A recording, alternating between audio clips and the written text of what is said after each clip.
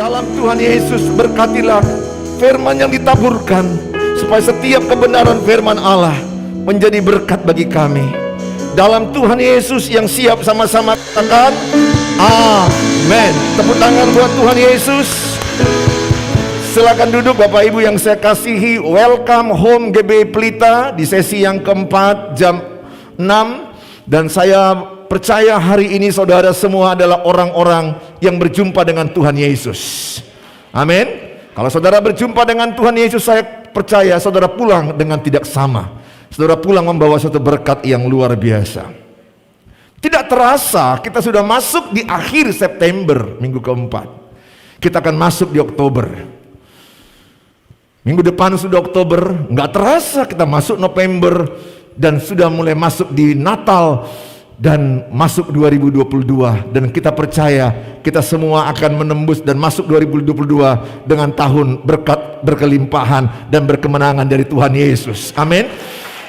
Semangatlah dan yakinlah bahwa penyertaan Tuhan yang luar biasa ada pada kita. Bahwa 2021 kita membawa tema membangun karakter ilahi. Bagaimana kita semakin serupa dengan Tuhan Yesus dalam pikiran, perkataan, dan perbuatan. Maka sepanjang 2021 ini kita mengajak semua jemaat atau saudara siapapun yang datang semakin muncul karakter Tuhan. Dan biasanya karakter Tuhan muncul lewat penderitaan, lewat tantangan, lewat masalah. Jadi kalau saudara bertanya, Pak Pendeta, kenapa masalahku nggak siap-siap? Karena karaktermu sedang dibentuk. Saudara yang saya kasihi, syukuri di balik karaktermu ada proses, di balik masalahmu ada proses pematangan karakter hidup. Di bulan September kita membicarakan hidup suci di akhir zaman. Bahwa banyak pendeta, hamba-hamba Tuhan mengatakan masa pandemik virus corona ini bukan hal yang biasa-biasa, tetapi ini adalah peringatan akhir zaman. Penyakit sampar, peperangan. Saudara lihat bagaimana di Afghanistan. Saudara lihat bagaimana kelaparan, bagaimana orang-orang mengalami egois, mementingkan diri sendiri, kasih makin dingin. Semuanya itu adalah tanda-tanda akhir zaman. Termasuk pandemi ini adalah tanda akhir zaman. Tuhan berikan kepadamu dan kepada saya masih hidup, itu adalah kesempatanmu untuk berubah. Beberapa orang sudah meninggal dunia, sudah selesai. Kenapa saudara masih bernapas? Karena Tuhan sayang dan Tuhan mau engkau mengalami satu pertobatan, perubahan hidup. Di minggu keempat terakhir kita akan bicara mempelai Kristus. Mempelai Kristus. Kenapa dikatakan mempelai Kristus? Karena kedatangan Yesus adalah perkawinan anak domba. Kedatangan Yesus yang kedua kali adalah perkawinan anak domba. Dia adalah mempelai pria dan gerejanya, umatnya adalah mempelai wanita. Saudara adalah mempelai wanita. Gereja adalah mempelai wanita. Siapakah gereja? Gereja bukan gedung. Gereja bukan organisasinya, tapi gereja adalah kita, manusianya, orang-orangnya. Kitalah gereja, kitalah mempelai Kristus, mempelai wanita, dan dia adalah mempelai pria. Dan di mana-mana kalau kita lihat pernikahan, mempelai pria datang menjemput mempelai wanita, dan mempelai wanita biasanya bersiap-siap. Kapan datang mempelai pria? Nggak lucu kalau mempelai wanita masih masak, masih pergi manjat pohon kelapa, masih pergi dia mungkin berenang kemana. Nggak mungkin. Dia bersiap-siap, dia berdandan, ada make up, dia ada jalur cepat, jalur lambat, segala macam supaya kelihatan lebih cantik. Dan mempelai pria datang dia sudah siap. Itulah pernikahan. Begitulah gambaran orang Kristen menikah sebenarnya. Menikah itu seperti itu, menggambarkan Kristus mengasihi jemaat. Begitulah suami mengasihi istri dengan rela memberikan nyawanya. Berapa banyak di sini suami-suami atau calon suami yang mau rela memberikan nyawa kepada istrinya? Angkat tangan. Kalau bu belum mau dia bu, waduh kasihan bu. Oke, saya berharap suami-suami di sini cowok-cowok di sini atau anak gadis di sini, carilah cowok yang mau mati untukmu, yang mau memberikan nyawa untukmu. Itu hukum Alkitab, itu nggak ditambah-tambahi. Itu dalam Efesus pasal yang kelima. Kasihilah istrimu seperti Kristus mengasihi jemaat, rela memberikan nyawanya. Berapa banyak di sini cewek-cewek, anak-anak gadis yang kepingin melihat cowok yang berkata, jangankan capek dek, jangankan uang dek, hidupku kuberikan padamu. Jangankan kartu kredit dek, jangankan ATM dek. Kan ada loh cowok ngasih ATM tapi nggak dikasih pinnya. Tapi engkau bilang sama kekasih hatimu itu, saya bilang sama istri saya, jangankan uang mah, nyawaku pun kuberikan bagimu. Bukan gombal, tapi itu adalah janji nikah, sehidup semati. Jangan sampai nanti ada pernikahan kau hidup dia mati. Saudara, begitulah pernikahan itu. Begitulah kedatangan Yesus yang kedua kali. Dia mempelai pria. Maka dikatakan di Wahyu pasal yang ke-19, pada Wahyu pasal 19 ayat yang ke-7, poin pertama adalah ciri-ciri pengantin atau ciri-ciri mempelai wanita yang siap menerima kedatangan Tuhan Yesus. Wahyu 19 ayat 7, marilah kita bersuka cita dan bersorak-sorai dan memuliakan Dia, karena hari perkawinan anak domba telah tiba dan pengantinnya telah siap sedia. Sekali lagi saya katakan, Yesus adalah mempelai pria, saudara adalah mempelai wanita. Katakan, saya adalah mempelai wanita. 1, 2 ya. Oke, sama-sama tangannya begini, kita adalah mempelai wanita.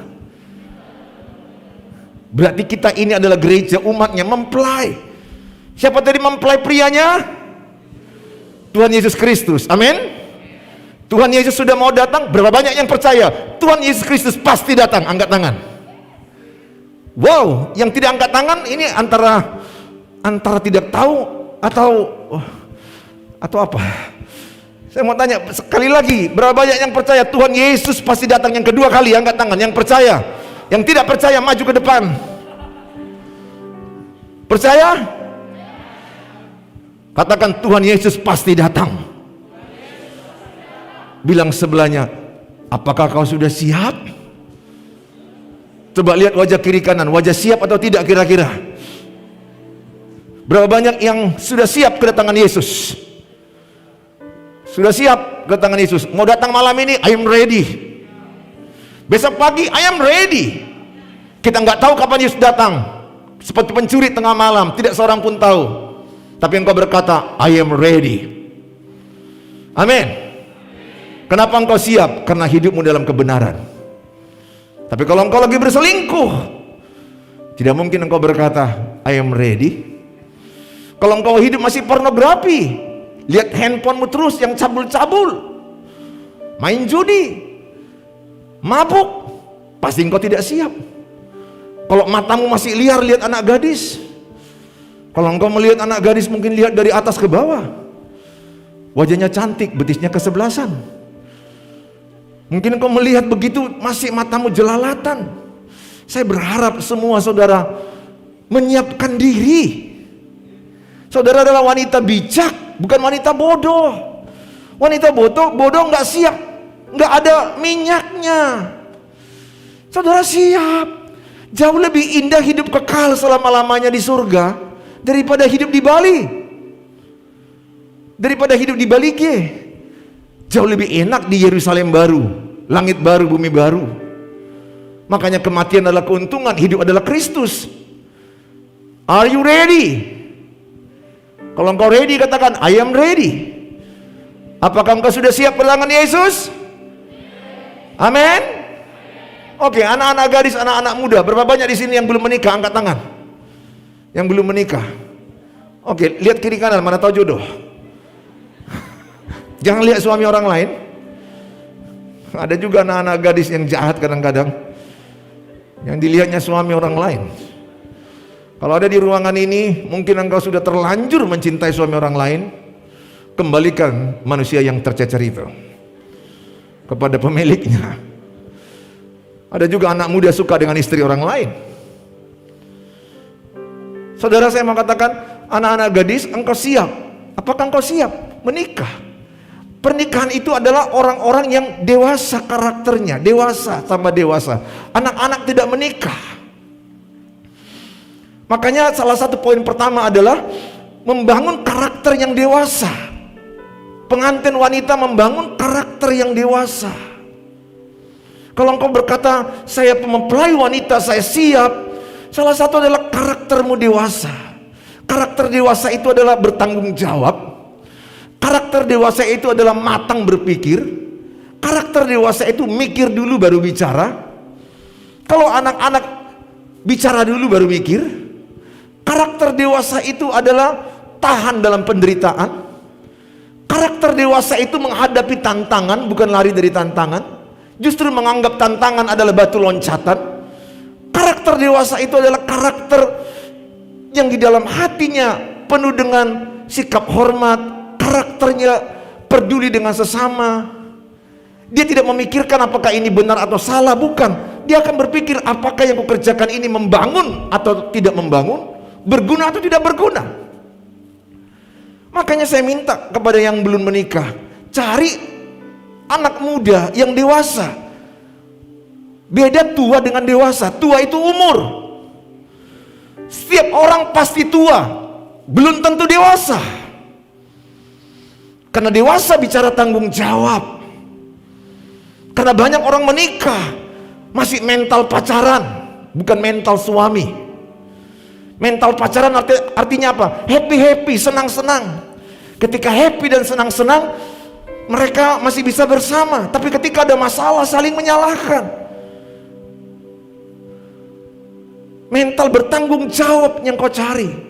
Ketika ada seorang laki-laki yang mau kau nikahi, dia bertanggung jawab kepadamu, bertanggung jawab kepada orang tuamu, bertanggung jawab untuk memberi nafkah kepadamu, dan dia akan berkata, aku akan menikahimu sampai maut memisahkan. Karena tidak ada perceraian kecuali kematian. Cari laki-laki yang bertanggung jawab, yang karakternya dewasa, matang. Apa jadinya kalau engkau jumpa dengan laki-laki yang wajahnya keren, mungkin sispek, macho men, makan congok men. Tapi kalau ada masalah, mana tahu ini cowokmu masih sempat kau pecat karena belum diberkati. Kalau udah diberkati nggak bisa dipecat lagi. Mana tahu cowokmu kok siki-siki ada masalah langsung berkata, nggak bisa aku dek, nggak bisa aku dek, nggak tahu aku dek. Lebih parah lagi, bahasa Ibraninya mardandi. Do you know what is mardandi? Aku nggak mau, nggak bisa aku. Ada loh temanku atau pacaran SMA, di kelas dia yang nangis, ceweknya nggak nangis. Gara-gara ceweknya berkata putus kita, langsung nangis panjang. Pas pula teman sebangkuku, teman semeja. Pernikahan itu banyak tantangannya. Sebelum kau menikah masalahmu 5, setelah menikah masalahmu 500. Kalikan 100. Karena ikut anjing mertuamu hilang, itu masalahmu. Anjing mertua nggak makan, itu juga masalahmu. Belum lagi adik mertua, adik ipar yang di Bandung, yang di Balige. Semua keturunannya pokoknya masalahmu itu.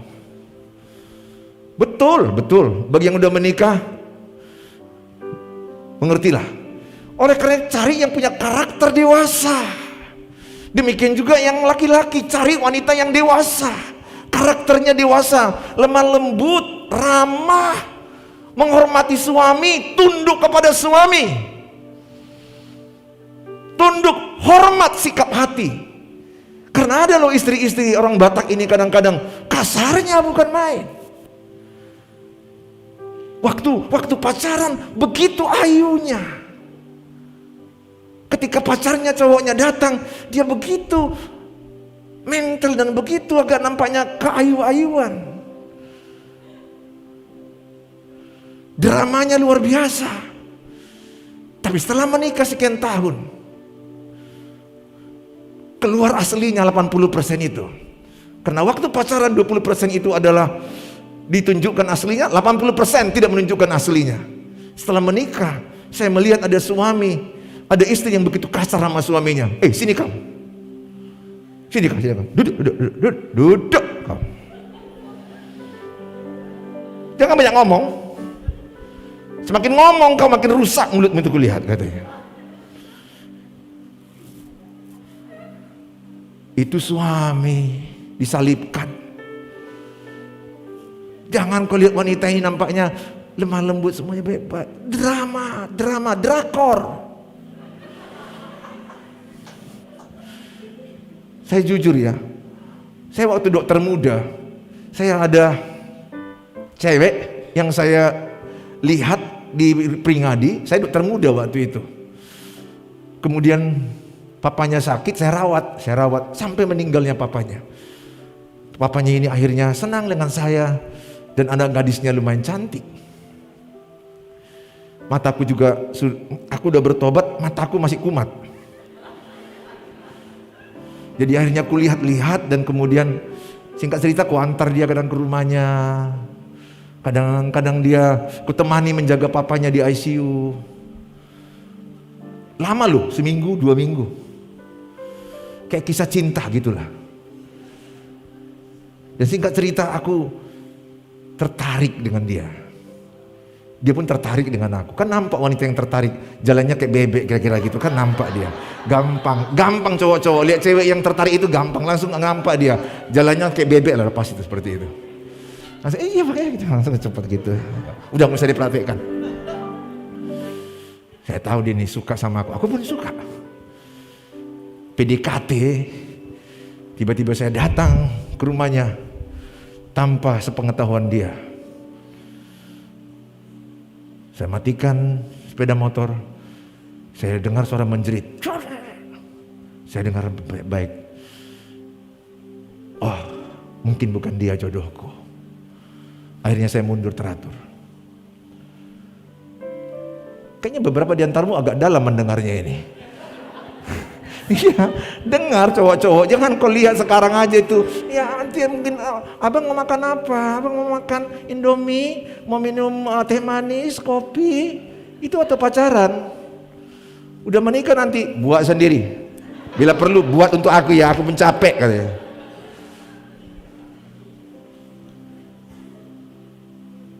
Karakter wanita yang ramah, lemah lembut itu yang kau cari. Inside, inner beauty. Di dalamnya ada Yesus, lemah lembut, mengasihimu, menghormatimu. Mempertahankan pernikahan adalah apa yang di dalammu.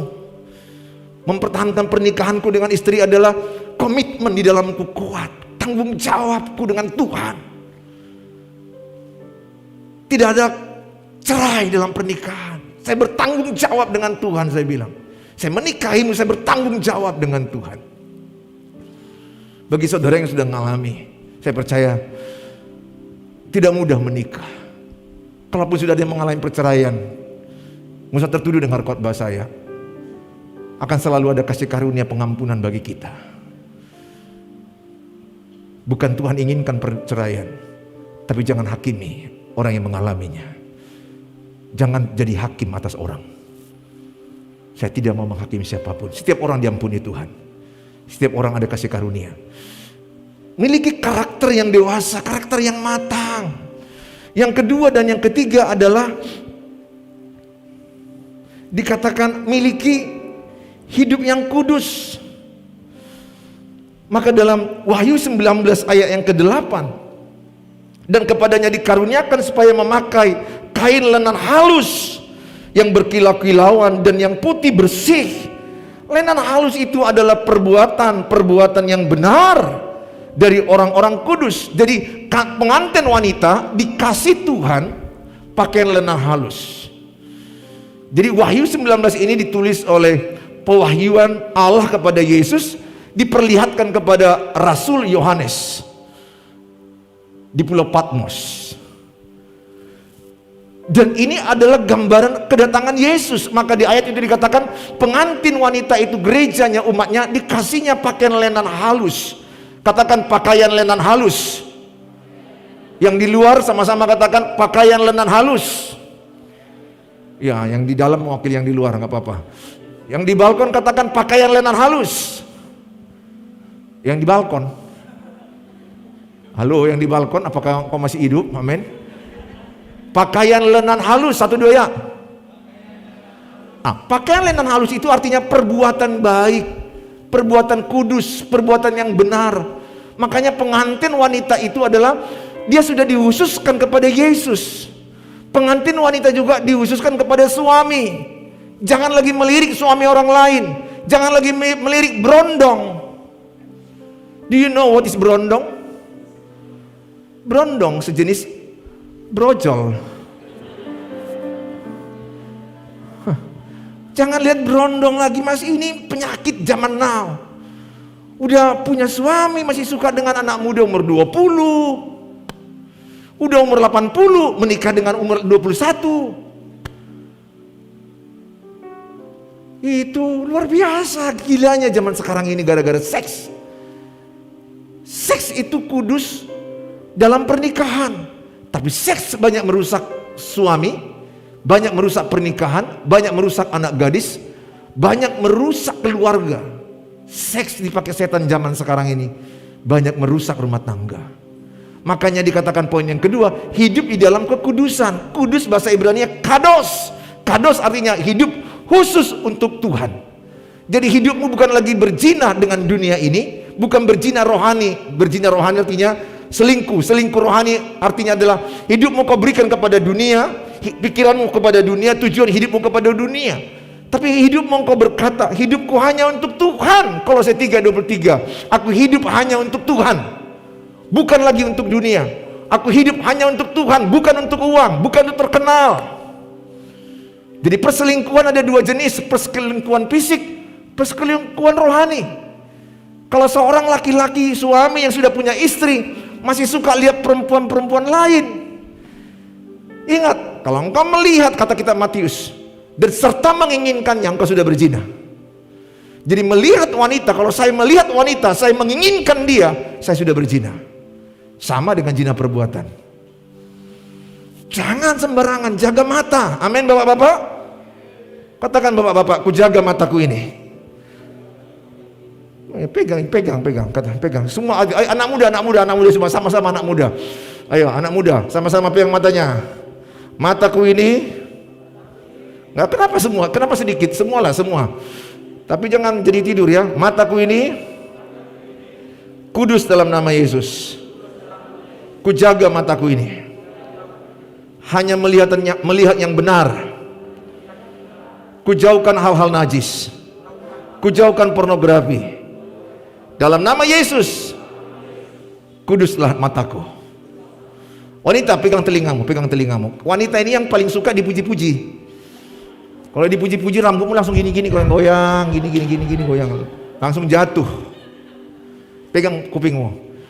Katakan, telingaku ini bertobat, bukan untuk gosip, bukan mendengarkan cerita orang lain terus-menerus, tapi mendengarkan firman, mendengarkan yang membangun. Telingaku ini suci. Kalau ada laki-laki yang menggombalku, dalam nama Yesus, kalau bukan itu yang pasanganku yang sah, aku tolak. Amin. Jadi kalau engkau istri-istri, kalau ada anak-anak muda berondong-berondong memujimu, ibu makin bagus ya. Jangan panggil ibu dong, panggil mbak, kakak. Jangan kakak, udah panggil aja neng. Kalau engkau jumpa, kata Alkitab, kalau engkau jumpa anak muda, kalau engkau jumpa ibu-ibu yang lebih tua daripadamu, panggil dia mak. Bila perlu kalau dia udah punya cucu, nenek. Bahkan kalau engkau jumpa dengan laki-laki yang sudah punya cucu, opung. Matikan langsung hormon seksnya, opung. Horas opung. Kalimat bilang horas opung langsung diingatnya, cucuku udah 5. Oh haleluya. Tapi kalau kepanggil mas, bangkit birahi seksnya, smackdown langsung. Ini akhir zaman.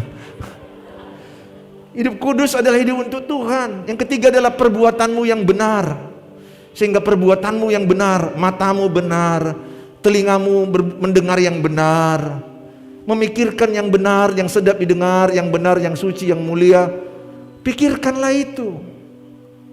Pikirkan firman Tuhan, perbuatanmu yang benar. Pakaian lenan halus adalah perbuatan. Orang melihat perbuatanmu, orang melihat Yesus dalam dirimu. Saudara, kalaupun engkau merasa ada bersalah, kasih karunia Tuhan bisa mengampuni kita. Kasih Tuhan cukup mengampuni kita. Tepuk tangan bagi Tuhan Yesus.